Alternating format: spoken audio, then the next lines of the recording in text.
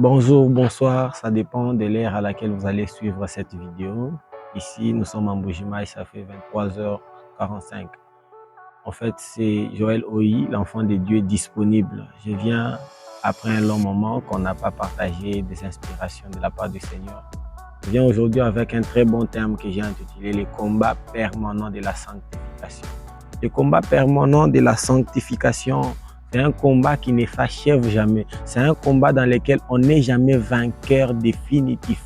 C'est un combat qui ne finit que les jours de la mort. Voilà pourquoi quelqu'un comme Paul, quelqu'un qui a beaucoup combattu, quelqu'un qui a beaucoup servi le Seigneur, quelqu'un qui a consacré sa vie au Seigneur, à un certain moment, il va dire aux Philippiens, dans Philippiens chapitre 3, verset 12, que ce n'est pas que j'ai déjà atteint la perfection, ce n'est pas que j'ai déjà saisi les prix, mais je me bats, je tâche de les saisir. Je ne suis pas encore arrivé, je suis en train de courir pour atteindre les prix qui m'est réservé.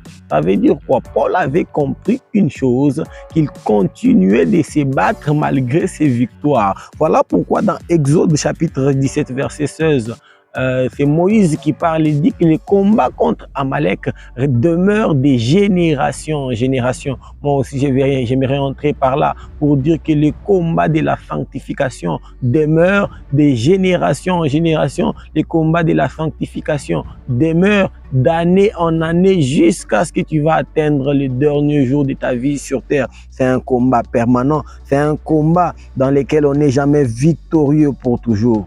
Voilà pourquoi la première leçon que j'aimerais partager cette nuit, c'est que être un serviteur de Dieu ne fait pas de quelqu'un un super homme. Ça ne fait pas de quelqu'un un super garçon, être pasteur, être berger, être ministre du Seigneur. Ça ne fait pas de toi un super homme, mais plutôt quelqu'un qui est appelé serviteur de Dieu. C'est juste quelqu'un comme tous les autres hommes, mais qui a beaucoup plus aimé Dieu jusqu'à lui confier toute sa vie, qui a beaucoup plus aimé Dieu que les autres jusqu'à lui consacrer la grande partie de son temps, qui a beaucoup plus aimé Dieu jusqu'à renoncer à certaines choses au profit de Dieu.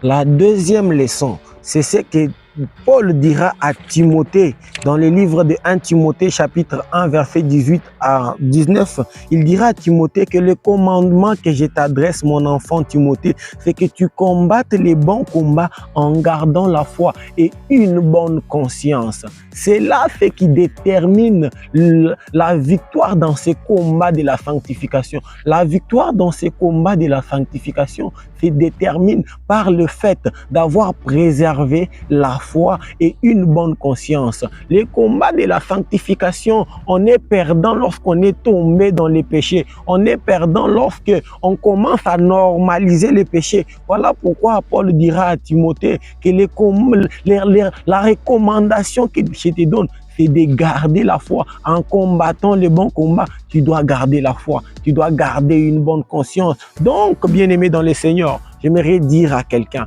lorsque tu es dans un péché et que tu continues à avoir la bonne conscience que ce que tu fais, malgré que tu es ancré dedans, ça continue à être un péché. Là, tu es encore en train de te battre. Mais quand est-ce que tu dois te rendre compte qu'on t'a déjà battu et qu'on t'a déjà vaincu? C'est lorsque tu te rends compte que dans le péché que tu es maintenant, tu es en train de normaliser tes péchés-là. Tu es en train de chercher à t'encourager dans ça. C'est là que tu as perdu la bonne conscience dont Paul parle à Timothée. C'est là que tu as perdu la foi. Tu as fait naufrage par rapport à la foi. Voilà pourquoi Paul, lui, quand il se bat dans ces combats de la sanctification, dans ces combats de la perfection, lorsqu'il arrive au bout, quand est-ce qu'il se rend compte qu'il a gagné ces combats? C'est à la fin de son ministère. Là, il appellera encore Timothée dans 2 Timothée chapitre 4, verset 7 pour lui dire « J'ai combattu les bons combats, j'ai achevé ma course, j'ai gardé la foi. » C'est là la détermination de la victoire dans les combats permanents de la sanctification. Ça se mesure par le fait d'avoir gardé la foi. Ça se mesure par le fait d'avoir gardé la conscience pure. Dernière leçon pour ce soir, c'est que pour se battre, on doit prendre une décision de se battre. J'aimerais dire quoi? J'aimerais dire à quelqu'un que pour se sanctifier. Ce n'est jamais un produit du hasard. Pour se sanctifier, il te faut avoir pris une décision consciente de te sanctifier. Voilà pourquoi Paul dit à Timothée que tu dois garder la foi et une bonne conscience parce que tu dois te décider, te dire que aujourd'hui je ne pêche pas, demain je ne pêche pas, les jours suivants je ne ferai pas ceci ou cela. Donc pour se sanctifier, il faut prendre une décision. Mais pour t'essuyer, c'est quelque chose qui vient de toi, de soi. J'aimerais dire à quelqu'un, crée le temps de te sanctifier parce que le temps de t'essuyer va venir de soi. Il n'y a personne qui se réveille le matin et qui se dit aujourd'hui je vais pécher, aujourd'hui je vais détruire mon alliance avec Dieu. C'est toujours quelque chose qui arrive. Voilà pourquoi Paul dit, les biens que je veux faire, je ne me retrouve pas en train de les faire. Mais le mal que j'ai, je me retrouve en train de les faire. Pourquoi? Parce que le mal, il vient toujours de soi. Mais pour se sanctifier, pour se consacrer à Dieu, pour arranger sa relation avec la personne du Saint-Esprit, ça demande une décision consciente.